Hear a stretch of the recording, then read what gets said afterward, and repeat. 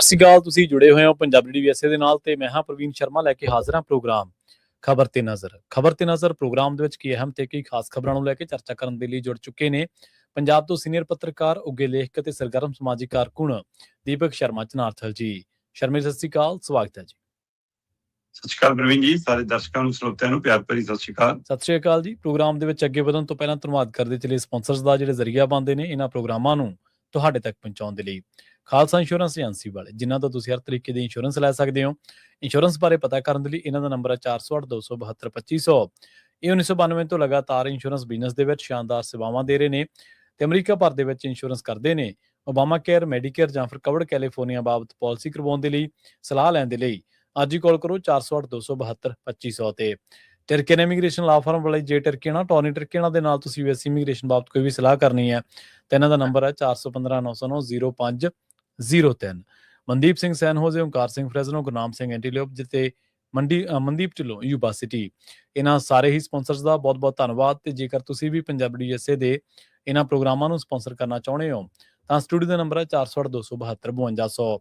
ਅੱਜ ਦਾ ਇਹ ਖਬਰ ਤੇ ਨਜ਼ਰ ਪ੍ਰੋਗਰਾਮ ਸਾਲ 2026 ਦੀ 19 ਅਗਸਤ ਦਾ ਪ੍ਰੋਗਰਾਮ ਹੈ ਤੇ ਦਿਨ ਅੱਜ ਬੁੱਧਵਾਰ ਹੈ। ਖਬਰਾਂ ਦੇ ਵਲਾਈਏ ਸ਼ਰਮਾ ਦੀ ਸ਼ੁਰੂਆਤ ਕਰਗੇ ਸਰਕਾਰੀ ਖੇਮਿਆਂ ਤੋਂ। ਆਪਾਂ ਨੂੰ 2 ਦਿਨ ਹੋ ਗਏ ਲਗਾਤਾਰ ਅੰਦਰ ਖਾਤੇ ਕੀ ਵਾਪਰ ਰਿਹਾ ਤੇ ਬਾਹਰ ਜੋ ਵਾਪਰ ਰਿਹਾ ਉਹਦੇ ਉੱਤੇ ਆਪਾਂ ਚਰਚਾ ਕਰ ਰਹੇ ਹਾਂ। ਹੁਣ ਇੱਕ ਹੋਰ ਬੜੀ ਵੱਡੀ ਖਬਰ ਆ ਗਈ ਜਿਹੜੀ ਕਿ ਆਮ ਆਦਮੀ ਪਾਰਟੀ ਨੂੰ ਇੱਕ ਬਿਜਲਈ ਝਟਕੇ ਵਾਂਗ ਲੱਗੀ ਹੈ। ਉਹ ਹੈ ਸਤਿੰਦਰ ਜੈਨ ਦੀ ਗ੍ਰਿਫਤਾਰੀ। ਕਹਿੰਦੇ ਸਤਿੰਦਰ ਜੈਨ ਫੜਿਆ ਦਿੱਲੀ ਦੇ ਵਿੱਚ ਹੈ ਤੇ ਨੀਂਦ ਪੰਜਾਬ ਵਾਲਿਆਂ ਦੀ ਉੱਡੀ ਪਈ ਹੈ ਜੀ। ਪ੍ਰਵੀਨ ਜੀ, ਸਤਿੰਦਰ ਜੈਨ ਆਮ ਆਦਮੀ ਪਾਰਟੀ ਦਾ ਉਹ ਨਾਂ ਹੈ ਜਿਹੜਾ ਸਭ ਤੋਂ ਪਹਿਲਾਂ ਅੰਦਰ ਜਾਂਦਾ ਤੇ ਸਭ ਤੋਂ ਲੰਮਾ ਸਮਾਂ ਜੇਲ੍ਹ ਕੱਟ ਕੇ ਬਾਹਰ ਆਉਂਦਾ। ਸਤਿੰਦਰ ਜੈਨ ਉਹ ਨਾਂ ਹੈ ਜਿਹੜਾ ਇੱਕ ਮਾਰਕਾ ਸੈੱਟ ਕਰਦਾ ਹੈ ਕਿ ਵੀ ਮੰਤਰੀ ਪਣਾ ਵੀ ਅੰਦਰੇ ਨਾਲ ਲਿਜਾਇਆ ਜਾ ਸਕਦਾ। ਜੀ ਉਹ ਮੰਤਰੀ ਦੇ ਉਹਦੇ ਸਮੇਤ ਅੰਦਰ ਬੈਰਕ ਚ ਰਹਿੰਦਾ। ਮੰਤਰੀ ਸਮੇਤ ਹੀ ਨਹੀਂ ਰਹਿੰਦਾ ਬਲਕਿ ਅੰਦਰੋਂ ਮੰਤਰਾਲਾ ਵੀ ਚਲਾਉਂਦਾ, ਫਾਈਲਾਂ ਵੀ ਅੰਦਰ ਆਉਂਦੀਆਂ ਨੇ, ਕੰਮ ਕਰਲੇ ਦੀਆਂ ਫੋਟੋਆਂ ਤਸਵੀਰਾਂ ਵੀ। ਇੱਥੋਂ ਤੱਕ ਕਿ ਘਰ ਦੀ ਰੋਟੀ ਵਾਲਾ ਡੱਬਾ ਘਰ ਵਾਲੀ ਸਮੇਤ ਉੱਥੇ ਬੈਰਕ ਚ ਬੈਠ ਕੇ ਖਾਣ ਦੀਆਂ ਫੋਟੋਆਂ ਤਸਵੀਰਾਂ ਵੀਡੀਓ ਉਹ ਸਾਹਮਣੇ ਆਉਂਦਾ। ਇਹੀ ਨਹੀਂ, ਮਸਾਜ ਸੈਂਟਰ ਤੱਕ ਅੰਦਰ ਖੁੱਲ ਜਾਂਦਾ ਜੀ। ਉਹ ਸਾਰੇ ਮਾਮਲਿਆਂ ਦੇ ਵਿੱਚ ਚਰਚਿਤ ਰਿਹਾ ਸਤਿੰਦਰ ਜੈਨ ਦਾ ਨਾਮ। ਪਰ ਸਰਕਾਰ ਦਾ ਕਿੰਨਾ ਖਾਸ ਹੋਏਗਾ, ਜਿਵੇਂ ਸੰਜੀਵ ਅਰੋੜਾ ਕਿ ਜੀ ਪੋਰਟਫੋਲੀਓ ਕੋਈ ਨਹੀਂ ਹੈਗਾ, ਵਿਭਾਗ ਕੋਈ ਨਹੀਂ ਹੈਗਾ, ਪਰ ਮੰਤਰਾਲਾ ਹੈਗਾ। ਸਹੀ ਹੈ, ਮੰਤਰੀ ਸਾਹਿਬ ਹੈਗੇ ਨੇ। ਸੋ ਉਹ ਜਿਹੜਾ ਮੰਤਰੀ ਬਣਾ ਰੱਖਣ ਵਾਲਾ ਕੰਮ ਹੈ ਉਹ ਕਿੰਨੇ ਖਾਸ ਬੰਦਿਆਂ ਦਾ ਹੁੰਦਾ ਹੋਊਗਾ ਨਾ, ਜੋ ਸਤਿੰਦਰ ਜੈਨ ਇੱਕ ਸੀ। ਸਤਿੰਦਰ ਜੈਨ ਨੇ ਲਗਭਗ 872 ਦਿਨ ਰਿਕਾਰਡ ਰੱਖਿਆ, ਜੇਲ੍ਹ ਦੇ ਅੰਦਰ ਰਹਿਣਾ ਪਿਆ, ਚਾਹੇ ਵਿੱਚੋਂ ਇੱਕ ਵਾਰ ਇਲਾਜ ਲੂਜ ਲਈ ਬਾਹਰ ਵੀ ਆਏ, ਸਾਰਾ ਕੁਛ। ਹੁਣ ਜਦੋਂ ਜੱਜ ਬੋਰਡ ਵਾਲੇ ਇੱਕ ਮਾਮਲੇ 'ਚ ਫਸੇ ਤੇ ਉਹਨਾਂ ਨੇ ਚੱਕੇ ਤੇ ਪੇਸ਼ ਕੀਤਾ, ਕੱਲ 4 ਆਰੋਪੀਆਂ ਸਮੇਤ 14 ਦਿਨਾਂ ਦੀ ਨਿਆਂ ਹਿਰਾਸਤ 'ਚ ਭੇਜਤਾ ਜੀ। ਹੁਣ ਤੁਸੀਂ ਇਹ ਦੇਖੋ ਕਿ ਮਾਮਲਾ ਇਹ ਬੜਾ ਪੁਰਾਣਾ ਹੈ। ਜੇ ਆਪਾਂ ਇਹਨੂੰ ਦੇਖੀਏ ਕਿ ਠੀਕ ਹੈ 2024 ਦਾ FIR ਦਰਜ ਹੈ ਇਹ, ਠੀਕ ਹੈ ਜੀ। ਕਾਰਵਾਈ ਜਾ ਕੇ ਹੁਣ ਪੈਂਦੀ ਆ। ਪਹਿਲਾਂ 5 ਅਗਸਤ ਨੂੰ ਵੀ ਬੁਲਾਇਆ ਸੀਗਾ 2026 ਨੂੰ, ਫਿਰ ਲੰਘੇ ਮੰਗਲਵਾਰ ਦੁਬਾਰਾ ਬੁਲਾਇਆ, ਕਹਿੰਦੇ ਜੀ ਫੋਨ ਤੇ ਹੀ ਬੁਲਾਇਆ ਸੀ ਤੇ ਉਹਦੇ ਨੇ ਗ੍ਰਿਫਤਾਰੀ ਕਰ ਲਈ। ਤੇ ਕੇਜਰੀਵਾਲ ਜੀ ਕਹਿੰਦੇ ਇਹ ਗ੍ਰਿਫਤਾਰੀ ਅਮਿਤ ਸ਼ਾਹ ਦੇ ਕਹੇ ਤੇ ਹੋਈ ਹੈ ਤੇ ਮੁੱਖ ਮੰਤਰੀ ਭਗਵੰਤ ਮਾਨ ਜੀ ਕਹਿੰਦੇ ਈਡੀ ਪਾਰਟੀ ਸਾਨੂੰ ਤੰਗ ਕਰ ਰਹੀ ਆ ਤੇ ਤਾਂ ਹੋਈ ਹੈ। ਸੋ ਇਹ ਸਾਰੇ ਦਾਅਵੇ ਵਾਅਦੇ ਕਰਦਿਆਂ ਮੈਂ ਰਿਕਾਰਡ ਦੇਖਣ ਲੱਗ ਗਿਆ ਤੇ ਮੈਂ ਚੈੱਕ ਕਰ ਰਿਹਾ ਸੀ ਕਿ ਆਖਿਰ ਮਾਮਲਾ ਕੀ ਹੈ ਜੀ। ਉਹ ਕਹਿੰਦੇ ਵੀ 17 ਕਰੋੜ ਦਾ ਪ੍ਰੋਜੈਕਟ ਆ ਕੋਈ ਇਹ, ਤੇ ਉਹਦੇ ਵਿੱਚ 1.5 ਕਰੋੜ ਰੁਪਈਆ ਜਨਾਬ ਨੇ ਆਪਣੇ ਜਾਂ ਆਪਣੇ ਰਿਸ਼ਤੇਦਾਰਾਂ ਦੇ ਖਾਤਿਆਂ ਖੁੱਤਿਆਂ 'ਚ ਪਵਾਇਆ। 1 ਕਰੋੜ 52 ਲੱਖ। ਹੁਣ ਇਹ ਦਾਅਵਾ ਹੈ ਈਡੀ ਦਾ ਜਿਹਨੇ ਕਾਰਵਾਈ ਵਿੱਢੀ ਹੈ, ਤੇ ਇਹ ਕੋਈ ਪਹਿਲਾ ਮਾਮਲਾ ਨਹੀਂ ਗਾ। ਮਤਲਬ ਜੇ ਤੁਸੀਂ ਦੇਖੋ ਕਿ ਇਹ ਕਈ ਤਰ੍ਹਾਂ ਦੇ ਮਾਮਲੇ ਨੇ ਜਿਹੜੇ, ਜਿਵੇਂ ਆਮਦਨ ਤੋਂ ਬਾਅਦ ਜਾਇਦਾਦ ਦਾ ਮਾਮਲਾ 2017 ਚ CBI ਨੇ ਸਤਿੰਦਰ ਜੈਨ ਦੇ ਖਿਲਾਫ ਦਰਜ ਕੀਤਾ। 2015 ਤੋਂ ਲੈ ਕੇ ਮਈ 2017 ਦੇ ਵਿਚਾਲੇ ਜਿਹੜੀ ਉਹ ਆਮਦਨ ਹੈ ਉਹਦਾ ਸਾਰਾ ਰਿਕਾਰਡ ਕੱਢਿਆ ਕਿ ਹੈ ਇੰਨੀ ਤੇ ਖਰਚੀ ਇੰਨੀ ਜੀ। ਫਿਰ ਮਨੀ ਲਾਂਡਰਿੰਗ ਦਾ ਮਾਮਲਾ ਆ ਗਿਆ, ਫਿਰ ED 2022 ਦੇ ਵਿੱਚ ਜੈਨ ਨੂੰ ਗ੍ਰਿਫਤਾਰ ਕਰ ਲੈਂਦੀ ਆ। ਫਿਰ CCTV ਦੇ ਰਾਹੀਂ ਮਾਰਚ 2025 ਚ ਦਿੱਲੀ ਦੇ ਉਹ ਘਟਾਲਿਆਂ ਦਾ ਮਾਮਲਾ ਆ ਗਿਆ, CCTVਆਂ ਦਾ, ਸਹੀ ਹੈ, ਕੈਮਰਿਆਂ ਦਾ। ਫਿਰ ਸਕੂਲਾਂ ਦੇ ਕਲਾਸਰੂਮ ਵਾਲਾ ਮਾਮਲਾ ਆ ਗਿਆ। ਅਜਿਹੇ ਕਿੰਨੇ ਹੀ ਮਾਮਲੇ ਨੇ ਜਿਨ੍ਹਾਂ ਚ ਸਤਿੰਦਰ ਜੈਨ ਘਿਰੇ ਰਹੇ ਨੇ। ਤੇ 2017 ਤੋਂ ਸ਼ੁਰੂ ਹੋਇਆ ਇਹ ਮਾਮਲਾ, 2022 ਦੇ ਵਿੱਚ ਪਹਿਲੀ ਮਨੀ ਲਾਂਡਰਿੰਗ ਦੇ ਮਾਮਲੇ 'ਚ ਗ੍ਰਿਫਤਾਰੀ ਹੁੰਦੀ ਆ ਜੀ। ਤੇ ਜਾ ਕੇ 2023 ਦੇ ਵਿੱਚ 10 ਮਹੀਨਿਆਂ ਦੀ, ਮਤਲਬ ਕਿ ਉਹ ਸਰਜਰੀ ਦੇ ਲਈ ਕੋਈ ਜਾ ਕੇ ਨਾ ਬੇਲ ਹੁੰਦੀ ਹੈ ਜਾ ਕੇ। ਸੋ ਇਸ ਤਰੀਕੇ ਕਾਰਨ ਨਾਲ ਮਤਲਬ ਕਿ ਫਿਰ ਉਹ ਤੋਂ ਬਾਅਦ ਫਿਰ ਦੁਬਾਰਾ ਪੇਸ਼ ਹੋਣਾ ਪੈਂਦਾ, ਫਿਰ ਅੰਦਰ ਸਰੈਂਡਰ ਕਰਨਾ ਪੈਂਦਾ। ਚਲੋ, ਪਰ ਅੱਜ ਦੀ ਤਰੀਕ 'ਚ ਸਤਿੰਦਰ ਜੈਨ ਦਿੱਲੀ ਦਾ ਸਾਬਕਾ ਮੰਤਰੀ ਉਹ ਨਹੀਂ ਹੈਗਾ, ਉਹ ਪੰਜਾਬ ਮਾਮਲਿਆਂ ਦਾ ਇੰਚਾਰਜ, ਸਹਾਇਕ ਇੰਚਾਰਜ, ਸਹਿ ਇੰਚਾਰਜ ਵੀ ਹੈ।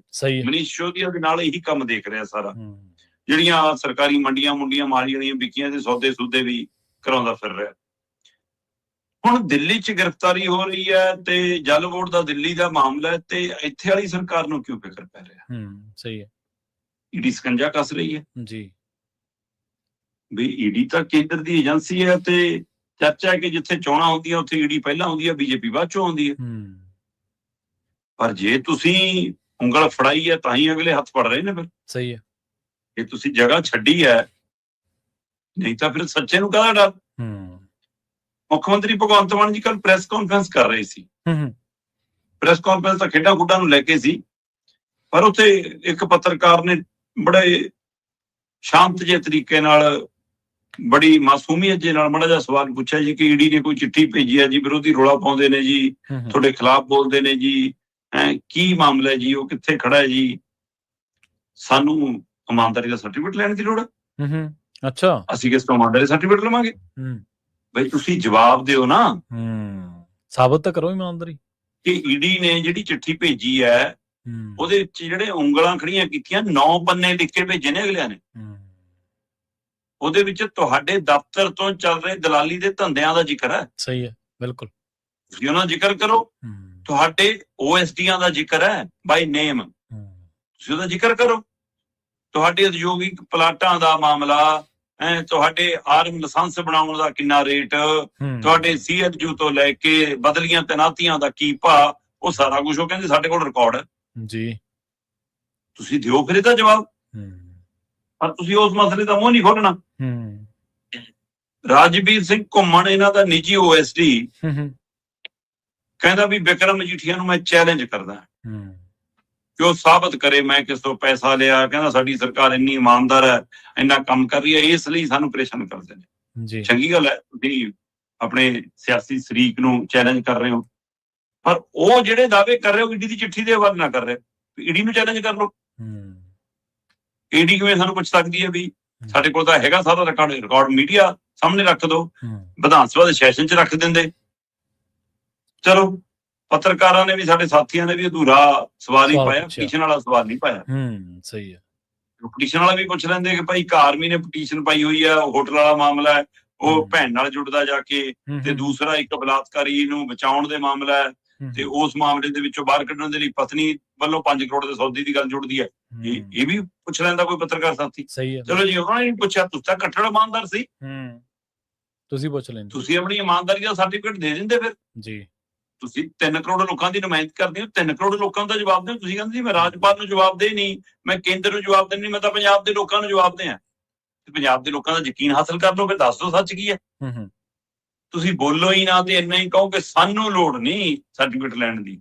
ਇਹ ਭਰਾਵਾ, ਇਹ ਪੰਜਾਬ ਹੈ, ਇੱਥੇ ਕਦੇ ਜੇ ਜੀਜਾ ਸਾਲੀ ਦੀ ਜੋੜੀ, ਪਤੀ ਪਤਨੀ ਦੀ ਜੋੜੀ ਚਰਚਾਵਾਂ 'ਚ ਰਹਿੰਦੀਆਂ, ਟੈਚੀਆਂ ਵਾਲੀਆਂ ਜੋੜੀਆਂ, ਤੇ ਜਾਂ ਇਹ, ਤੇ ਜਾਂ ਇੱਕ ਪਾਕਿਸਤਾਨੀ ਤੇ ਇੱਥੇ ਵਾਲੇ ਮੁੱਖ ਮੰਤਰੀ ਵਾਲੀ, ਰਾਜੇ ਮਹਾਰਾਜੇ ਵਾਲੀ ਜੋੜੀ, ਉਹ ਸਾਰੀਆਂ ਚਰਚਾਵਾਂ 'ਚ ਰਹਿੰਦੀਆਂ, ਤਾਂ ਹੁਣ ਨਨਾਣ ਭਰਜਾਈ ਦੀ ਜੋੜੀ ਚਰਚਾ 'ਚ ਹੈ। ਇਹਨੂੰ ਤੁਸੀਂ ਮੰਨਫੀ ਕਰਕੇ ਨਹੀਂ ਚੱਲ ਸਕਦੇ। ਸਹੀ ਹੈ, ਇਸ ਦਾ ਜਵਾਬ ਤੁਹਾਨੂੰ ਅੱਜ ਨਹੀਂ ਤਾਂ ਕੱਲ ਨੂੰ ਦੇਣਾ ਪੈਣਾ। ਪਰ ਈਡੀ ਦੀ ਚਿੱਠੀ, ਹਾਈ ਕੋਰਟ ਦੇ ਵਿੱਚ ਆਈਆਂ ਹੋਈਆਂ ਉਹ ਪਟੀਸ਼ਨਾਂ, ਤੇ ਸਤਿੰਦਰ ਜੈਨ ਤੇ ਕੱਸਿਆ ਸਕੰਜਾ, ਇਹ ਸੱਤਾਧਾਰੀ ਧਿਰ ਨੂੰ ਫਿਕਰ ਪਾ ਰਿਹਾ ਕਿ ਕਿਤੇ ਸਾਡੇ ਤੱਕ ਵੀ ਇਹ ਸੰਗਲ ਆ ਨਾ ਜਾਣ। ਸਹੀ ਹੈ ਜੀ। ਅਗਲੀ ਗੱਲ ਕਰੀਏ ਕਾਂਗਰਸ ਦੀ ਪੋਲਿਟਿਕਸ ਦੇ ਬਾਰੇ। ਰਾਹੁਲ ਗਾਂਧੀ ਦੀ ਬੈਠਕ ਦੇ ਵਿੱਚੋਂ ਕਹਿੰਦੇ ਚੰਨੀ ਗੈਰ ਹਾਜ਼ਰ ਰਹੇ ਜੀ। ਦੇਖੋ, ਇਹ ਪੰਜਾਬ ਨੂੰ ਲੈ ਕੇ ਤਾਂ ਬੈਠਕ ਨਹੀਂ ਸੀ ਜੀ, ਇਹ ਕਾਂਗਰਸ ਦੀ ਵਰਕਿੰਗ ਕਮੇਟੀ ਦੀ ਬੈਠਕ ਸੀ। ਠੀਕ ਹੈ ਜੀ। ਵਰਕਿੰਗ ਕਮੇਟੀ ਦੀ ਬੈਠਕ ਦੇ ਵਿੱਚ ਪਰਮਾਨੈਂਟ ਮੈਂਬਰ ਨੇ ਚਰਨਜੀਤ ਚੰਨੀ, ਪ੍ਰਤਾਪ ਬਾਜਵਾ ਵਿਸ਼ੇਸ਼ ਇਨਵਾਈਟੀ ਵਜੋਂ ਬੁਲਾਏ ਗਏ ਨੇ। ਪਰਮਾਨੈਂਟ ਮੈਂਬਰ ਵਜੋਂ ਚਰਨਜੀਤ ਚੰਨੀ ਨੇ ਹਾਜ਼ਰ ਹੋਣਾ ਸੀ, ਪਰ ਚੰਨੀ ਪੇਪਰ ਦਾ ਹਵਾਲਾ ਦੇ ਕੇ ਗੈਰ ਹਾਜ਼ਰ ਹੁੰਦੇ ਨੇ। ਮੇਰੇ ਧਿਆਨ ਚ ਆ ਰਿਹਾ ਕਿ ਇੱਕ ਵਾਰ ਪਹਿਲਾਂ ਵੀ ਕੋਈ ਜਿਹਾ ਪੇਪਰ ਦਾ ਮਾਮਲਾ ਸੀ, ਕੁਛ ਸੀ, ਤਾਂ ਆਪਣਾ ਰਾਹੁਲ ਗਾਂਧੀ ਨੇ ਆਪਣਾ ਚੌਪਰ ਭੇਜਤਾ ਸੀ ਚੰਨੀ ਨੂੰ ਕਿ ਜਾਓ, ਜਾ ਕੇ ਆਪਣਾ ਪੇਪਰ ਦੇ ਕੇ ਆ ਜਾਓ। ਹਾਂਜੀ ਹਾਂਜੀ, ਬਿਲਕੁਲ ਬਿਲਕੁਲ। ਤੇ ਹੁਣ ਇਹ ਕਹਿੰਦੇ ਵੀ ਕਿ ਰੌਲਾ ਪਈ ਗਿਆ ਇੱਥੇ ਪੀਐਚਡੀ ਤੇ ਉਹ ਸਾਰੇ ਕਹਿੰਦੇ ਵੀ ਪੀਐਚਡੀ ਵਾਲੀ ਡਿਗਰੀ ਤਾਂ ਹਾਸਲ ਕਰ ਚੁੱਕੇ ਨੇ ਚੰਨੀ। ਫਿਰ ਇਹ ਕੀ ਹੈ? ਉਹ ਕਹਿੰਦੇ ਨਹੀਂ ਜੀ ਐਮਏ ਭਰੀ ਹੋਈ ਹੈ ਇੱਕ। ਅੱਛਾ, ਇਹ ਤਾਂ ਐਮਏ ਦਾ ਪੇਪਰ ਹੈ। ਚਲੋ ਸੋਸ਼ਲ ਮੀਡੀਆ ਤੇ ਉਹਨਾਂ ਦਾ ਇੱਕ ਰੋਲ ਨੰਬਰ ਵੀ ਤੁਰਿਆ ਫਿਰ ਰਿਹਾ ਤੇ ਕਿਹਾ ਜਾ ਰਿਹਾ ਅੱਜ ਵੀਰਵਾਰ ਨੂੰ ਪੇਪਰ ਹੈ, ਇਸ ਲਈ ਉਹਨੇ ਕਿਹਾ ਜੀ ਮੈਂ ਤਾਂ ਤਿਆਰੀ ਕਰਨੀ ਹੈ, ਮੈਂ ਨਹੀਂ ਆ ਸਕਦਾ। ਹੁਣ ਇਹਨੂੰ ਤੁਸੀਂ ਸਿਆਸੀ ਬਹਾਨੇਬਾਜ਼ੀ ਕਹੋਗੇ, ਇਹਨੂੰ ਤੁਸੀਂ ਇੱਕ ਚੰਗੇ ਸਾਊ ਪੜਾਕੂ ਵਿਦਿਆਰਥੀ ਵਾਲਾ ਬਹਾਨਾ ਕਹੋਗੇ, ਇਹਨੂੰ ਤੁਸੀਂ ਰਾਜਨੀਤਿਕ ਦਾਅ ਕਹੋਗੇ। ਦੇਖੋ, ਇਹ ਵਰਕਿੰਗ ਕਮੇਟੀ ਦੀ ਬੈਠਕ ਤਾਂ ਇੱਕ ਹੈਗੀ ਸੀ, ਉਹ ਤੋਂ ਬਾਅਦ ਰਾਹੁਲ ਗਾਂਧੀ ਨੇ ਪੰਜਾਬ ਦੇ ਕਾਂਗਰਸੀ ਲੀਡਰਾਂ ਨਾਲ ਬੈਠਣਾ ਸੀ। ਠੀਕ ਹੈ ਜੀ। ਤੇ ਹੁਣ ਉਹ ਬੈਠਕ ਟਲ ਗਈ ਕਿਉਂਕਿ ਮੰਨਿਆ ਜਾ ਰਿਹਾ ਕਿ ਰਾਹੁਲ ਗਾਂਧੀ ਨੇ ਰੂਪਰੇਖਾ ਲੀਕ ਲਈ ਸੀ ਕਿ ਮੈਂ ਚੰਨੀ ਧੜਾ ਤੇ ਵੜਿੰਗ ਧੜਾ ਮੋ ਸਾਹਮਣੇ ਬਿਠਾਉਣੇ। ਠੀਕ ਹੈ ਜੀ। ਮੈਂ ਪੁੱਛਣਾ ਮੋ ਸਾਹਮਣੇ ਬਿਠਾ ਕੇ ਕਿ ਹੁਣ ਬੋਲੋ ਕੀ ਚਾਹੀਦਾ। ਤੇ ਉਹ ਟਲ ਗਿਆ। ਪਰ ਕੀ ਇਹ ਮਹਿਜ ਸਿਰਫ ਇੰਨਾ ਹੀ ਮਾਮਲਾ ਸੀ ਕਿ ਵਰਕਿੰਗ ਕਮੇਟੀ ਦੀ ਬੈਠਕ ਹੋਈ, ਉਹਦੇ ਵਿੱਚ ਫੈਸਲਾ ਲੈ ਲਿਆ ਕਾਂਗਰਸ ਨੇ ਕਿ ਆਪਾਂ ਪੇਪਰ ਲੀਕ ਵਾਲਾ ਮਾਮਲਾ ਦੇਸ਼ ਭਰ ਚ ਲੈ ਕੇ ਜਾਵਾਂਗੇ, ਆਪਾਂ ਚੰਦਾ ਚੋਰੀ ਵਾਲਾ ਮਾਮਲਾ ਦੇਸ਼ ਭਰ ਚ ਲੈ ਕੇ ਜਾਵਾਂਗੇ, ਆਪਾਂ ਇਹਨਾਂ ਮੁੱਦਿਆਂ ਦੇ ਉੱਤੇ ਦੇਸ਼ ਦੇ ਵਿੱਚ ਇੱਕ ਮੁਹਿੰਮ ਵੱਢਾਂਗੇ। ਇਹ ਪਹਿਲਾਂ ਵੀ ਕਈ ਮਸਲਿਆਂ ਤੇ ਫੈਸਲੇ ਲੈਣੇ, ਕਿੰਨੀਆਂ ਕੁ ਮੁਹਿੰਮ ਖੜੀਆਂ ਕਰ ਲਈਆਂ ਕਾਂਗਰਸ ਨੇ। ਚਲੋ ਇਹ ਉਹਨਾਂ ਦੀ ਪਾਰਟੀ ਦੀ ਰੂਟੀਨ ਕਾਰਵਾਈ ਅਗਲੇ ਜਾਣਨ। ਪਰ ਇਹ ਤੋਂ ਬਾਅਦ ਜਿਹੜੀ ਬੈਠਕ ਹੋਣੀ ਸੀ, ਸਭ ਦੀਆਂ ਨਜ਼ਰਾਂ ਤਾਂ ਉਸ ਗੱਲ ਤੇ ਸੀ ਕਿ ਚੰਨੀ ਉਹ ਚ ਜਾਣਗੇ ਕਿ ਨਹੀਂ ਜਾਣਗੇ। ਜਦੋਂ ਚੰਨੀ ਪਹਿਲੀ ਬੈਠਕ ਨਹੀਂ ਤਾਂ ਅਗਲੀ ਚ ਵੀ ਨਹੀਂ। ਸੋ ਨਤੀਜਾ ਉਹ ਬੈਠਕ ਅੱਗੇ ਚਲੀ ਗਈ। ਪਰ ਜੇ ਇਸ ਤਰ੍ਹਾਂ ਦੀ ਗੈਰ ਹਾਜ਼ਰੀ ਦਾ ਮਾਮਲਾ ਦੇਖਣਾ ਹੋਵੇ, ਪੇਪਰ ਲੀਕ ਵਾਲੇ ਮਾਮਲੇ ਤੇ ਸੰਸਦ ਦੇ ਵਿੱਚ ਜਦੋਂ ਰਾਹੁਲ ਗਾਂਧੀ ਨੇ ਆਪਣਾ ਭਾਸ਼ਣ ਦੇਣਾ ਸੀ, ਆਪਣੀ ਗੱਲ ਰੱਖਣੀ ਸੀ, ਉਸ ਦਿਨ ਵੀ ਚੰਨੀ ਗੈਰ ਹਾਜ਼ਰ ਸੀ। ਜਦੋਂ ਕਿ ਸਾਰੇ ਐਮਪੀਆਂ ਨੂੰ, ਕਾਂਗਰਸੀਆਂ ਨੂੰ ਕਿਹਾ ਗਿਆ ਸੀ ਕਿ ਹਾਜ਼ਰ ਰਹਿਣਾ ਜੀ। ਹੁਣ ਇਹ ਦੂਜਾ ਮੌਕਾ ਹੈ। ਉਸ ਦਿਨ ਚੰਨੀ ਸ਼ਾਇਦ ਪੰਜਾਬ ਦੇ ਵਿੱਚ ਕੋਈ ਪ੍ਰਦਰਸ਼ਨ ਕਰ ਰਹੇ ਸੀ, ਇਸੇ ਪੇਪਰ ਲੀਕ ਨੂੰ ਲੈ ਕੇ ਕੋਈ ਸਮਾਗਮ ਰੱਖਿਆ ਹੋਇਆ ਸੀ, ਫਰੀਦਕੋਟ ਸੀ ਸ਼ਾਇਦ ਫੰਕਸ਼ਨ ਉਹ। ਤੇ ਹੁਣ ਫਿਰ ਇਹ ਪੇਪਰ ਵਾਲਾ ਬਹਾਨਾ। ਚਲੋ, ਪਰ ਜੇ ਇਹਨੂੰ ਇਸ ਨੁਕਤੇ ਤੋਂ ਸਮਝੀਏ ਵੀ ਕਿ ਪੇਪਰ ਦਾ ਮਾਮਲਾ ਤਾਂ ਠੀਕ ਹੈ, ਫਿਰ ਤਾਂ ਵਾਜਬ ਤਰੀਕਾ ਕਿ ਉਸ ਦਿਨ ਪੇਪਰ ਹੈ ਜੀ, ਇਸ ਲਈ ਕਿਵੇਂ ਬੰਦਾ ਆ ਸਕਦਾ ਜਾਂ ਅਗਲੇ ਦਿਨ ਪੇਪਰ ਹੈ ਜੀ, ਇੱਕ ਦਿਨ ਪਹਿਲਾਂ ਤਿਆਰੀ ਕਰਨੀ ਹੈ ਇਸ ਲਈ। ਪਰ ਇਹਨੂੰ ਦੋ ਨੁਕਤਿਆਂ ਤੋਂ ਵੀ ਸਮਝਿਆ ਜਾ ਸਕਦਾ ਹੈ। ਠੀਕ ਹੈ। ਕੀ ਇਹਦੇ ਵਿੱਚ ਕੁਝ ਅਜਿਹਾ ਝੋਲ ਵੀ ਹੈਗਾ ਕਿ ਚਰਨਜੀਤ ਚੰਨੀ ਨੂੰ ਅਜਿਹਾ ਖਾਸਾ ਹੋਵੇ ਕਿ ਸਾਰਿਆਂ ਸਾਹਮਣੇ ਮੇਰੀ ਝਾੜ ਝੰਬ ਕਰਨ ਦੀ ਤਿਆਰੀ ਕੀਤੀ ਹੈ ਹਾਈ ਕਮਾਂਡ ਨੇ, ਸਹੀ ਹੈ, ਮੇਰੇ ਖਿਲਾਫ ਕੋਈ ਸਖਤ ਐਕਸ਼ਨ, ਸਖਤ ਫੈਸਲਾ ਲੈਣ ਦੀ ਤਿਆਰੀ ਕੀਤੀ ਹੈ।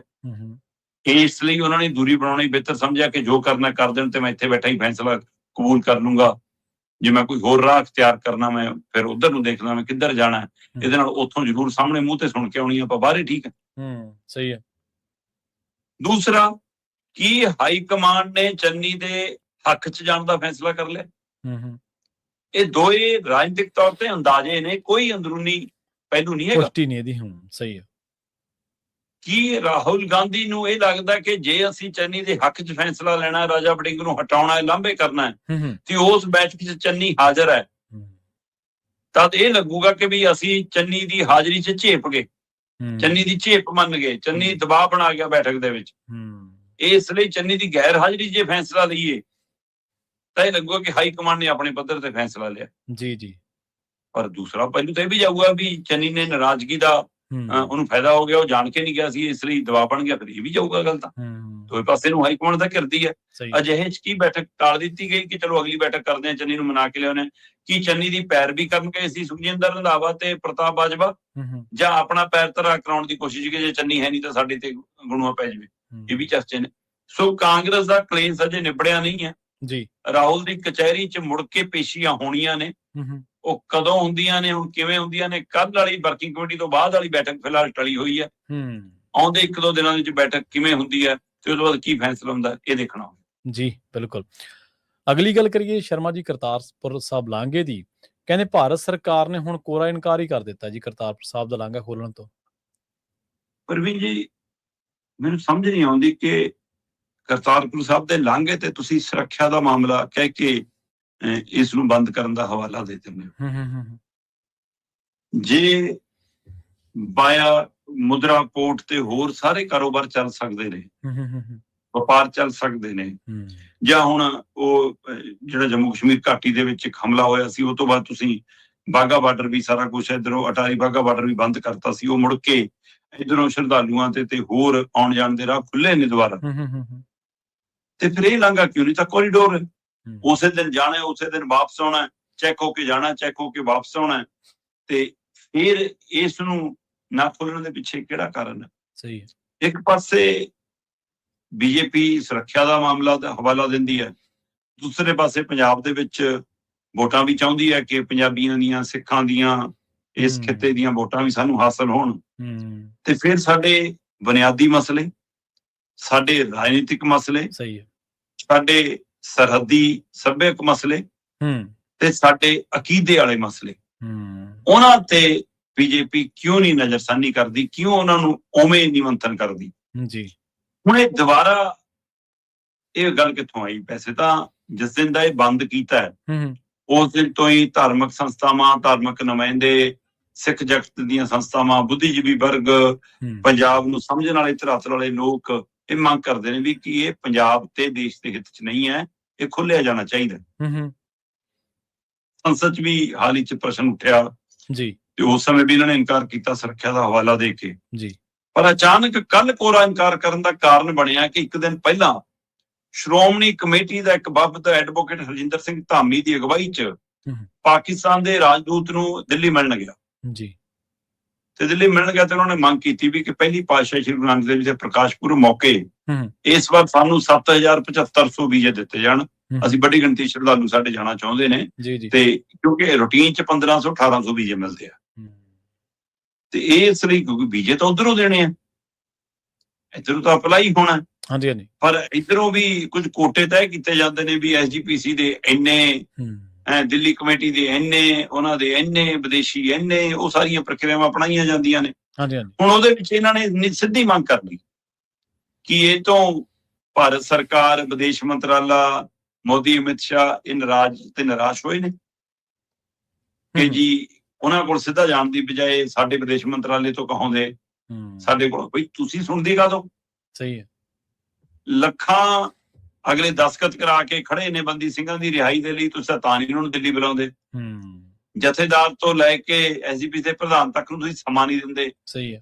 ਇਹਦੇ ਲਈ ਐਸਜੀਪੀਸੀ ਨੂੰ, ਸਾਡੀ ਸਿੱਖ ਕੌਮ ਨੂੰ, ਸਿੱਖ ਨੁਮਾਇੰਦਿਆਂ ਨੂੰ ਸੋਚਣ ਦੀ ਲੋੜ ਹੈ, ਵਿਚਾਰਨ ਦੀ ਲੋੜ ਹੈ ਕਿ ਜਿਹੜਾ ਕਦੇ ਥਰ-ਥਰ ਕੰਬਦੀਆਂ ਸੀ ਸਰਕਾਰਾਂ ਇਹਨਾਂ ਸੰਸਥਾਵਾਂ ਦੇ ਅਹੁਦੇਦਾਰਾਂ ਤੋਂ, ਅੱਜ ਉਹ ਕਿਉਂ ਨਹੀਂ ਸਮਾਂ ਦਿੰਦੀਆਂ? ਉਹਦੇ ਲਈ ਕੌਣ ਜ਼ਿੰਮੇਵਾਰ ਹੈ? ਕਿਉਂ ਇਸ ਨੂੰ ਪਰਿਵਾਰ ਤੱਕ ਲਿਆਏ? ਕਿਉਂ ਨਿੱਜ ਤੱਕ ਲਿਆਏ? ਕਿਉਂ ਇਸ ਨੂੰ ਕੌਮ ਦੀਆਂ ਸੰਸਥਾਵਾਂ ਦੀ ਬਜਾਏ ਵਿਅਕਤੀਆਂ ਦੀਆਂ ਸੰਸਥਾਵਾਂ ਬਣਾ ਕੇ ਪੇਸ਼ ਕਰਨ ਲੱਗ ਪਏ? ਸੋ ਜਿਹਦਾ ਨਤੀਜਾ ਅਸੀਂ ਭੋਗ ਰਹੇ ਹਾਂ। ਸੋ ਇਸ ਲਈ ਕੱਲ ਵਾਲੀ ਪਰਸੋਂ ਵਾਲੀ ਉਸ ਮੁਲਾਕਾਤ ਤੋਂ ਬਾਅਦ ਨਾਰਾਜ਼ ਹੋ ਕੇ ਫਿਰ ਵਿਦੇਸ਼ ਮੰਤਰਾਲੇ ਨੇ ਇੱਕ ਤਰੀਕੇ ਨਾਲ ਫਰਮਾਨ ਸੁਣਾਇਆ ਕਿ ਲੈ ਲਓ ਵੀਜ਼ੇ ਜਿਹੜੇ ਉਹਨਾਂ ਤੋਂ ਲੈਣੇ ਆ, ਅਸੀਂ ਤਾਂ ਲਾਂਘਾ ਵੀ ਨਹੀਂ ਖੋਲਦੇ ਜੀ। ਇਹਦਾ ਮਤਲਬ ਕੀ ਹੈ? ਇਸ ਵਾਰ ਜਿਹੜੇ ਸ਼ਰਧਾਲੂਆਂ ਨੂੰ ਰੂਟੀਨ 'ਚ ਵਾਘਾ ਅਟਾਰੀ ਬਾਰਡਰ ਰਾਹੀਂ ਜਾਣ ਵਾਲੇ ਵੀਜ਼ੇ ਮਿਲਦੇ, ਉਹ 'ਚ ਵੀ ਕੋਈ ਸਰਕਾਰ ਅੜਿੱਕਾ ਡਾਊਗੀ। ਤੇ ਵੈਸੇ ਮੂਹਰੇ 2027 ਦੀਆਂ ਚੋਣਾਂ ਨੇ, ਉਹਨੂੰ ਦੇਖਦੇ ਹੋਏ ਸਿੱਖ ਭਾਈਚਾਰੇ ਨੂੰ ਕੁਝ ਵੀ ਕਰਨਾ ਚਾਹੁੰਦੀ ਹੈ ਕਿ ਕੇਂਦਰ ਬੀਜੇਪੀ। ਸੋ ਇਸ ਲਈ ਦੋ ਧਾਰੀ ਤਲਵਾਰ ਹੈ ਉਹਨਾਂ ਦੇ ਲਈ। ਪਰ ਫਿਲਹਾਲ ਉਹਨਾਂ ਨੇ ਕਰਤਾਰਪੁਰ ਸਾਹਿਬ ਦਾ ਲਾਂਘਾ ਖੋਲਣ ਤੋਂ ਕੋਰਾ ਇਨਕਾਰ ਕਰਤਾ ਕਿ ਨਾ ਜੀ, ਇਹ ਤਾਂ ਸੁਰੱਖਿਆ ਦਾ ਮਾਮਲਾ ਹੀ ਨਹੀਂ ਖੁੱਲਦਾ। ਜੀ ਜੀ।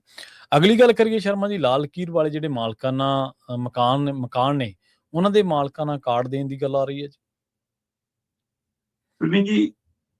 ਆਪਾਂ ਪਹਿਲਾਂ ਇੱਕ ਵਾਰ ਦਰਸ਼ਕਾਂ ਸਰੋਤਿਆਂ ਨਾਲ ਇਹ ਮਾਮਲਾ ਬੜੀ ਗੰਭੀਰਤਾ ਨਾਲ ਸਾਂਝਾ ਕੀਤਾ ਸੀਗਾ ਕਿ ਲਾਲ ਕੀਰ ਦੇ ਲਾਲ ਡੋਰੇ ਦੇ ਅੰਦਰ ਆਉਣ ਵਾਲੇ ਘਰਾਂ, ਮਕਾਨਾਂ ਦਾ ਮਾਲਕਾਨਾ ਹੱਕ ਦੇਣ ਦੀ ਪਹਿਲ ਕਦਮੀ ਦੇ ਨਾਂ ਤੇ ਪੰਜਾਬ ਸਰਕਾਰ ਨੇ ਇੱਕ ਸਰਵੇ ਕਰਾਇਆ।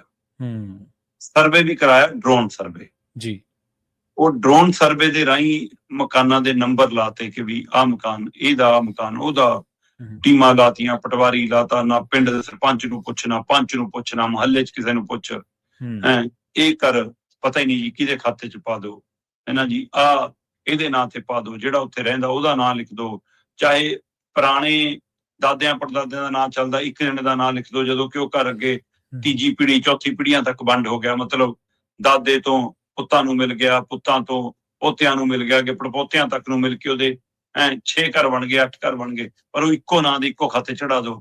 ਅਜਿਹੀਆਂ ਊਣਤਾਈਆਂ ਬਹੁਤ। ਫਿਰ ਦੋ ਭਰਾਵਾਂ ਦਾ ਸਾਂਝਾ ਪਿੰਡ 'ਚ ਘਰ ਹੈ, ਇੱਕ ਭਰਾ ਸ਼ਹਿਰ ਰਹਿੰਦਾ ਜਾਂ ਵਿਦੇਸ਼ ਰਹਿੰਦਾ, ਇੱਕ ਦਾ ਹੀ ਨਾਂ ਲਿਖ ਦਿਓ। ਪਿੰਡ ਵਾਲੇ ਭਰਾ ਨੂੰ ਵੀ ਨਹੀਂ ਪਤਾ ਕਿ ਮੇਰਾ ਨਾਂ ਲਿਖ ਹੋ ਗਿਆ, ਪਰ ਬਾਹਰ ਵਾਲੇ ਨੂੰ ਫੋਟੋ ਖਿੱਚ ਕੇ ਕਿਸੇ ਨੇ ਭੇਜ ਵੀ ਦਿੱਤੀ ਕਿ ਪਿੰਡ ਦੇ ਪੰਚਾਇਤ ਘਰ 'ਚ ਲੱਗਿਆ, ਦੇਖ ਲਾ ਤੇਰਾ ਭਰਾ ਤੇ ਆਪਣਾ ਨਾਂ ਤੇ ਚੜਾ ਗਿਆ ਘਰ, ਤੇ ਉਧਰ ਘਰਾਂ 'ਚ ਕਲੇਸ਼ ਪਵਾ ਦਿਓ। ਸੋ ਸਥਿਤੀ ਇਹ ਬਹੁਤ ਬਣੀ, ਤਣਾਅ ਰਿਹਾ ਪੰਜਾਬ ਦੇ ਵਿੱਚ ਕਾਫੀ ਦੇਰ। ਹੁਣ ਉਹ ਡਰੋਨ ਸਰਵੇ ਜਿਹੜਾ ਕੀਤਾ ਗਿਆ, ਕਰੀਬ 12,000 ਤੋਂ ਵੱਧ ਸਾਡੇ ਪਿੰਡ ਨੇ, ਉਹਨਾਂ ਚੋਂ 10,000 ਤੋਂ ਵੱਧ ਪਿੰਡਾਂ 'ਚ ਮੁਕੰਮਲ ਹੋ ਗਿਆ ਜੀ। ਮਤਲਬ ਮੁਕੰਮਲ ਹੋਣ ਦਾ ਭਾਵ ਹੈ ਕਿ ਮੁਕੰਮਲ ਫੋਟੋ ਸਰਵੇ ਹੋ ਕੇ ਪਿੰਡਾਂ 'ਚੋਂ ਫੋਟੋਆਂ ਲੱਗ ਕੇ ਉਹ ਨਕਸ਼ੇ ਲੱਗ ਕੇ ਉਹਤੇ ਇਤਰਾਜ਼ ਲੈ ਕੇ ਉਹਨੂੰ ਦੁਰੁਸਤਗੀ ਦੀ ਕਾਰਵਾਈ ਪਾ ਕੇ ਪੂਰਾ ਸਰਵੇ 91-92% ਮੁਕੰਮਲ ਕਰ ਰਿਹਾ ਕਿ ਸਾਡੇ ਕੋਲ ਸ਼ਿਕਾਇਤਾਂ ਆ ਗਈਆਂ ਜੀ, ਦੁਰੁਸਤਗੀਆਂ ਆ ਗਈਆਂ ਜੀ, ਜਿਹੜੇ ਨੰਬਰ ਜਿਨ੍ਹਾਂ ਦੇ ਨਾਂ ਤੇ ਬੋਲਦੇ ਅਸੀਂ ਉਹਨਾਂ ਤੇ ਚੜਾਤੇ ਜੀ, ਲਓ ਜੀ ਠੀਕ ਹੋ ਗਿਆ ਕੰਮ। ਹੁਣ ਉਸ ਤੋਂ ਬਾਅਦ ਮੁੱਖ ਮੰਤਰੀ ਸਾਹਿਬ ਕਹਿੰਦੇ ਸੀ ਕਿ ਤੁਹਾਨੂੰ ਮਾਲਕਾਨਾ ਹੱਕ ਦੇਣਾ ਇਹਨਾਂ ਘਰਾਂ ਦਾ, ਤੇ ਹੁਣ ਉਹ ਮਾਲਕਾਨਾ ATM ਵਰਗੇ ਕਾਰਡ ਬਣ ਰਹੇ ਨੇ ਕਿ ਮਕਾਨ ਦੇ ਤੁਸੀਂ ਮਾਲਕ ਹੋ ਜੀ। ਮਤਲਬ ਇੱਕ ਤਰ੍ਹਾਂ ਦੀ ਉਹ ਰਜਿਸਟਰੀ ਹੁਣ ATM ਕਾਰਡ ਵਰਗੀ ਰਜਿਸਟਰੀ ਹੈ। ਇਹ ਮਾਲਕਾਨਾ ATM ਕਾਰਡ ਕੀ ਤੁਹਾਨੂੰ ਪੈਸਾ ਦਬਾਉਣਗੇ ਕਿ ਤੁਹਾਡੇ ਮਕਾਨ ਵੀ ਖੋਣਗੇ? ਦੇਖੋ ਪਹਿਲੀ ਗੱਲ, ਇਹ ਮਾਣ ਲੱਗਦਾ ਬੰਦੇ ਨੂੰ ਕਿ ਲੈ ਵੀ ਸਾਡਾ ਜੱਦੀ ਪੁਸ਼ਤੀ ਘਰ ਸੀ ਜਿਹੜਾ, ਹੁਣ ਕਾਨੂੰਨੀ ਤੌਰ ਤੇ ਵੀ ਅਸੀਂ ਉਹਦੇ ਮਾਲਕ ਬਣ ਗਏ। ਪਹਿਲਾਂ ਐਂ ਹੀ ਪੀੜੀ ਦਰ ਪੀੜੀ ਨਾਮ ਚੱਲੀ ਜਾਂਦੇ ਨੇ, ਜੇ ਕਿਸੇ ਨੂੰ ਵੇਚਣਾ ਤਾਂ ਐਫੀਡੈਵਿਟ ਲੈ ਲਓ ਅੱਜ ਕੱਲ, ਨਹੀਂ ਤਾਂ ਪੰਚਾਇਤ 'ਚ ਦਰਜ ਕਰਾ ਕੇ 4 ਬੰਦਿਆਂ ਦੀ ਗਵਾਹੀ ਨਾਲੇ ਅੱਗੇ ਤਬਦੀਲ ਹੋ ਜਾਂਦਾ ਸੀ ਕਿ ਲੈ ਵੀ ਜਿਹਦਾ ਕਬਜ਼ਾ ਫਿਰ ਉਹ ਮਾਲਕ ਹੈ। ਹੁਣ ਇਹ ਕਹਿੰਦੇ ਵੀ ਲੈ ਵੀ ਸਾਨੂੰ ਮਾਲਕਾਨਾ ਹੱਕ ਮਿਲ ਗਿਆ। ਇਹਦੇ ਨਾਲ ਇੱਕ ਪਾਸੇ ਕਾਨੂੰਨੀ ਤੌਰ ਤੇ ਦਸਤਾਵੇਜ਼ ਬਣ ਰਿਹਾ ਸਾਡਾ ਜੀ ਜੀ ਕਿ ਤੁਸੀਂ ਇਸ ਘਰ ਦੇ ਮਾਲਕ ਹੋ। ਦੂਸਰਾ, ਉਹ ਸਰਕਾਰ ਜਾਂ ਇਹ ਨੁਮਾਇੰਦੇ ਜਾਂ ਇਹ ਅਧਿਕਾਰੀ ਇਹ ਦਮ ਭਰ ਰਹੇ ਨੇ ਕਿ ਵੀ ਤੁਹਾਨੂੰ ਕੱਲਾ ਮਾਲਕਾਨਾ ਹੱਕ ਨਹੀਂ ਦਵਾਇਆ, ਕੱਲ ਨੂੰ ਤੁਹਾਨੂੰ ਵਿਆਹ ਦੇ ਸਮੇਂ ਜਵਾਕ ਦੇ ਵਿਆਹ ਦੇ ਲੋੜ, ਕਿਸੇ ਪਸ਼ੂ ਲੈਣ ਦੇ ਲੋੜ, ਕੋਈ ਹੋਰ ਲੋੜ ਪੈਗੀ, ਹੁਣ ਜ਼ਮੀਨ ਗਹਿਣੇ ਪਾਉਣ ਦੀ ਲੋੜ ਨਹੀਂ, ਮਕਾਨ ਦੇ ਤੇ ਲੋਨ ਮਿਲ ਜਾ ਕਰੂਗਾ, ਕਿਤੇ ਲੋਨ ਨਹੀਂ ਮਿਲਦਾ। ਤਾਂ ਮੈਂ ਇਹਨੂੰ ਸਿਰਫ ਲੋਨ ਤੱਕ ਸੀਮਾ ਦੇਖਾਂ ਕਿ ਜ਼ਮੀਨਾਂ ਦੀ ਕੁਰਕੀ ਤਾਂ ਹੁੰਦੀ ਸੀ, ਹੁਣ ਘਰਾਂ ਦੀ ਕੁਰਕੀ ਹੁੰਦੀ ਦੇਖਾਂ। ਮੈਨੂੰ ਇਹਦੇ ਵਿੱਚੋਂ ਹੋਰ ਖਾਸਾ ਵੀ ਪੈਦਾ ਹੋ ਰਿਹਾ ਕਿ ਕਿਤੇ ਇਹ ਨਾ ਹੋਵੇ ਪ੍ਰਾਈਵੇਟ ਬੈਂਕ, ਪ੍ਰਾਈਵੇਟ ਕੰਪਨੀ ਹੁਣ ਇੱਧਰ ਨੂੰ ਸ਼ੁਰੂ ਹੋ ਜਾਣ ਕੇ ਲੈ ਵੀ ਆ ਵੀ ਘਰ ਖੋਵੋ, ਇਹ ਤਰੀਕਾ ਕਰਨਾ ਸ਼ੁਰੂ ਹੋ ਜਾਵੇ। ਅੱਗੇ ਪਿੰਡਾਂ 'ਚੋਂ ਟਰੈਕਟਰ ਤਾਂ ਲੈ ਕੇ ਜਾਂਦੇ ਸੀ, ਹੁਣ ਕਿਤੇ ਟਰੈਕਟਰ ਟਰੈਲੀਆਂ 'ਚ ਪਿੰਡਾਂ 'ਚ ਘਰ ਨਾਲ ਲੱਦ ਕੇ ਲੈ ਕੇ ਜਾਣ ਲੱਗ ਜਾਣ ਕਿ ਲੈ ਵੀ ਇਹ ਤਾਂ ਹੁਣ ਸਾਡਾ ਹੋ ਗਿਆ, ਅਸੀਂ ਇੱਥੇ ਨਵਾਂ ਪਲਾਟ ਕੱਟਾਂਗੇ। ਸਹੀ ਹੈ। ਸੋ ਇਹ ਸਾਰੀ ਸਥਿਤੀ ਦੀ ਚਿੰਤਾਜਨਕ ਵਰਤਾਰਾ ਹੈ। ਦੂਸਰਾ ਇਹਦੇ ਵਿੱਚੋਂ ਅਹਿਮ ਪਹਿਲੂ ਇਹ ਹੈ ਕਿ ਪਿੰਡਾਂ 'ਚ ਜਿਹੜੇ ਘਰ ਹੁੰਦੇ ਨੇ ਪ੍ਰਵੀਨ ਜੀ, ਉਹ ਆਪਣੇ ਜਿਹਦੀ ਜਿੰਨੀ ਸਮਰੱਥਾ, ਕਿਸੇ ਦਾ 2 ਖਾਣਾ ਵਾਲਾ ਵੀ ਹੈਗਾ ਤੇ ਕਿਸੇ ਦਾ 8 ਬਿਸਵਿਆਂ 'ਚ ਵੀ ਹੈਗਾ, ਕਿਸੇ ਦਾ ਕਨਾਲਾਂ 'ਚ ਵੀ ਹੈਗਾ। ਅੱਗੇ ਜਿੱਥੇ ਡੰਗਰ ਬੰਨ੍ਹਦੇ ਸੀ ਉਹ ਵੀ ਹੁਣ ਘਰ 'ਚ ਬਗਲ ਲਿਆ ਸੀ, ਡੰਗਰ ਹੈ ਨੀ ਗੇ, ਸੋ ਇਸ ਲਈ ਘਰ ਬੜੇ ਨੇ, ਕੋਠੀਆਂ ਬੜੀਆਂ ਹੋ ਗਈਆਂ, ਕਿਸੇ ਨੇ 2 ਮੰਜ਼ਿਲੇ ਪਾ ਲਏ, 3 ਮੰਜ਼ਿਲੇ, ਹੁਣ ਚਵਾਰਿਆਂ ਦੀ ਗੱਲ ਨਹੀਂ, ਹੁਣ ਤਾਂ ਕੋਠੀਆਂ ਤੇ ਆ ਗਏ ਸੀ। ਸੋ ਉਹ ਜਿਹੜਾ ਹੈਗਾ ਫਿਰ ਉਹ ਏਰੀਆ ਵਾਈਜ਼ ਕੀ ਕੱਲ ਨੂੰ ਇਹ ਸਰਟੀਫਿਕੇਟ ਦੇਣ ਤੋਂ ਬਾਅਦ, ਇਹ ਮਾਲਕਾਨਾ ਹੱਕ ਦੇਣ ਤੋਂ ਬਾਅਦ ਉਹ ਕਹਿਣਗੇ ਬਈ ਇੰਨਾ ਏਰੀਆ ਬੋਲਦਾ ਤੇਰੇ ਨਾਂ ਤੇ, ਚਲੋ ਸ਼ਹਿਰੀ ਵਾਲਾ ਰੇਟ ਤਾਂ ਨਹੀਂ ਲਾਉਂਦੇ, ਪਿੰਡੂ ਵਾਲਾ ਰੇਟ ਲਾਵਾਂਗੇ, ਲੈ ਵੀ ਤੇਰੇ ਤੇ ਇੰਨਾ ਪ੍ਰੋਪਰਟੀ ਟੈਕਸ ਹੈ। ਸਹੀ ਹੈ।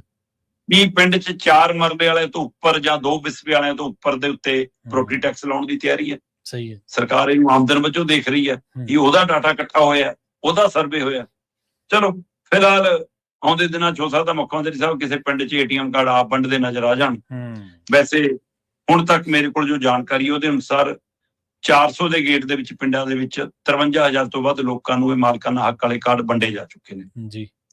53,591 ਠੀਕ ਹੈ। ਇਹਨਾਂ ਲੋਕਾਂ ਨੂੰ, ਇਹਦੇ ਵਿੱਚ ਸਭ ਤੋਂ ਵੱਧ ਗੁਰਦਾਸਪੁਰ ਹੈ ਜਿੱਥੇ 16,000 ਤੋਂ ਵੱਧ 16,815 ਕਾਰਡ ਮਾਲਕਾਨਾ ਹੱਕ ਵਾਲੇ ਗੁਰਦਾਸਪੁਰ ਦੇ ਮਿਲੇ ਨੇ। ਦੂਆ ਨਾਮ ਫਿਰ ਮੈਂ ਦੇਖ ਰਿਹਾ ਬਠਿੰਡੇ ਦਾ ਆਉਂਦਾ ਜਿੱਥੇ 12,000 ਤੋਂ ਵੱਧ 12,602 ਦੇ ਕਰੀਬ ਮਾਲਕਾਨਾ ਹੱਕ ਵਾਲੇ ਕਾਰਡ ਬਠਿੰਡਾ ਜ਼ਿਲ੍ਹੇ 'ਚ ਮਿਲੇ। ਤੀਆ ਫਿਰੋਜ਼ਪੁਰ ਦਾ ਆਉਂਦਾ ਜਿੱਥੇ 11,000 ਤੋਂ ਵੱਧ। ਸੋ ਹੌਲੀ ਹੌਲੀ ਇਹ ਪੂਰੇ ਪੰਜਾਬ 'ਚ ਮੁਕੰਮਲ ਹੋ ਜਾਣੀ ਹੈ ਪ੍ਰਕਿਰਿਆ, ਔਰ ਉਸ ਤੋਂ ਬਾਅਦ ਫਿਰ ਲੋਨ ਵਾਲੀ ਪ੍ਰਕਿਰਿਆ ਤੇ ਫਿਰ ਪ੍ਰੋਪਰਟੀ ਟੈਕਸ ਵਾਲੀ ਪ੍ਰਕਿਰਿਆ, ਕਿ ਉਧਰ ਨੂੰ ਵਧਣਾ। ਪਹਿਲਾ ਆਧਾਰ ਚੰਗਾ ਲੱਗਦਾ ਸੁਣਨ ਦੇਖਣ ਨੂੰ ਕਿ ਸਾਨੂੰ ਮਾਲਕਾਨਾ ਹੱਕ ਮਿਲ ਗਿਆ, ਪਰ ਇਹਦਾ ਦ੍ਰਿਸ਼ ਅਗਲਾ ਮੈਨੂੰ ਫਿਕਰਮੰਦੀ ਆ ਲੱਗਦਾ। ਜਿਹੜੇ ਲੈਂਡ ਪੂਲਿੰਗ ਲਿਆ ਸਕਦੇ ਨੇ ਉਹਨਾਂ ਨੂੰ ਕੱਲ ਨੂੰ ਪ੍ਰੋਪਰਟੀ ਟੈਕਸ ਲਾਉਣਾ ਕਿੰਨਾ ਕੁ ਔਖਾ ਸ਼ਰਮਾ ਜੀ?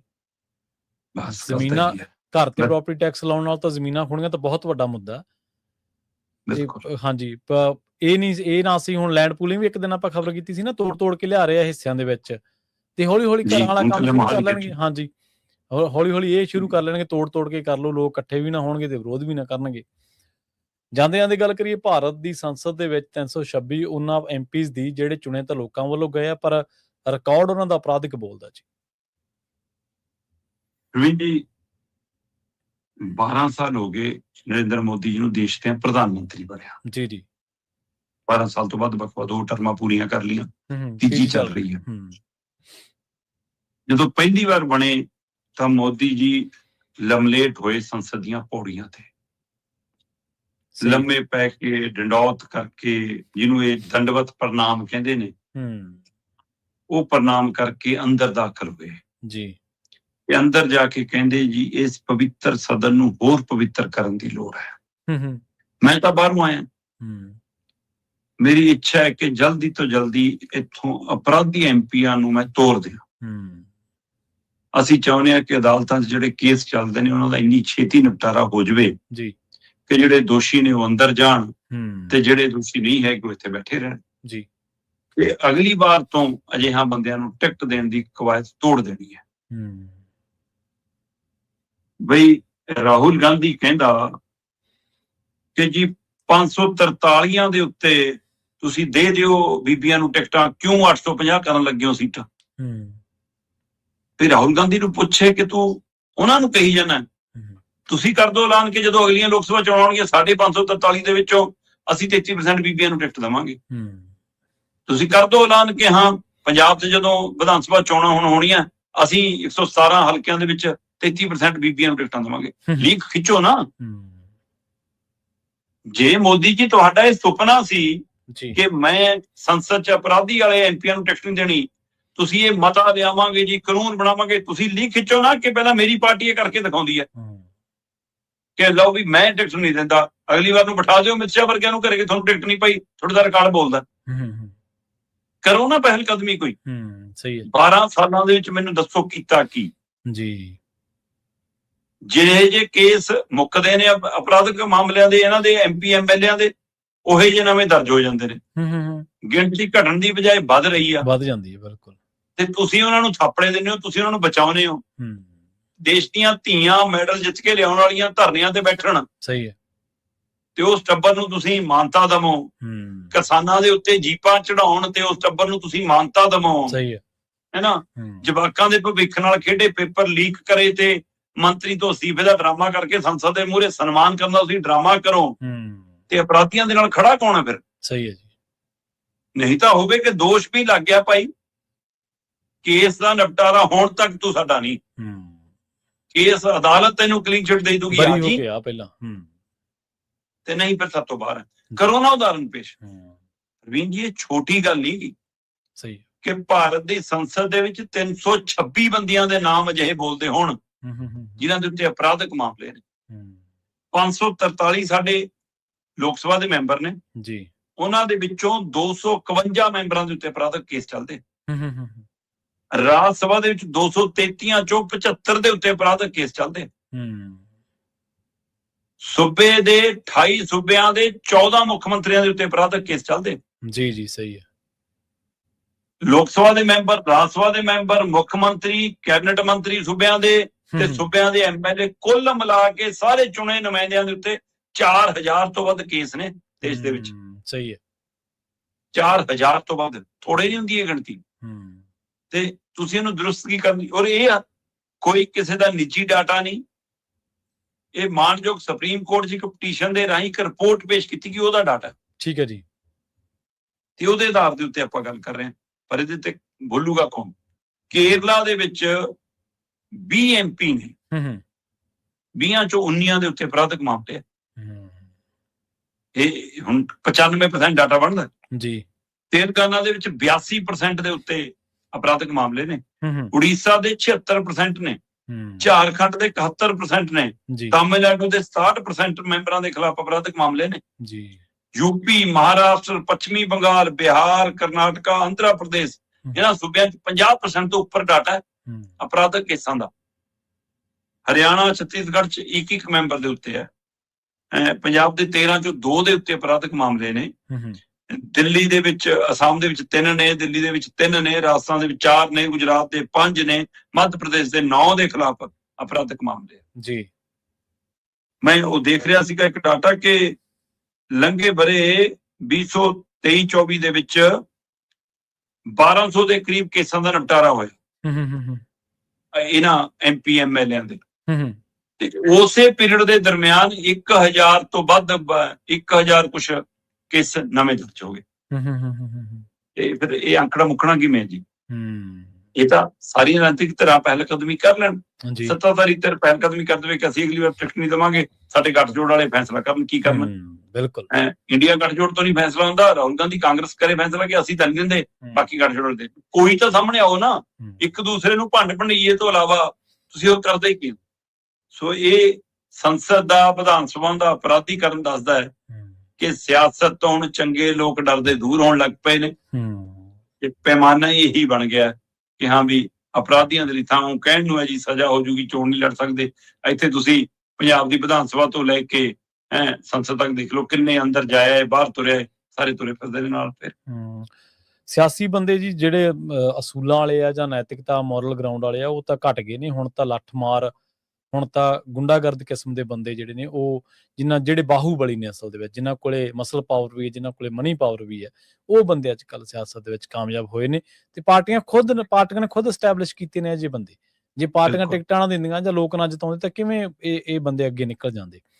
ਸ਼ਰਮਾ ਜੀ, ਇਹਨਾਂ ਖਾਸ ਖਬਰਾਂ ਤੇ ਖਾਸ ਜਾਣਕਾਰੀਆਂ ਦੇ ਲਈ ਤੁਹਾਡਾ ਬਹੁਤ ਧੰਨਵਾਦ ਜੀ। ਸਤਿ ਸ਼੍ਰੀ ਅਕਾਲ ਜੀ।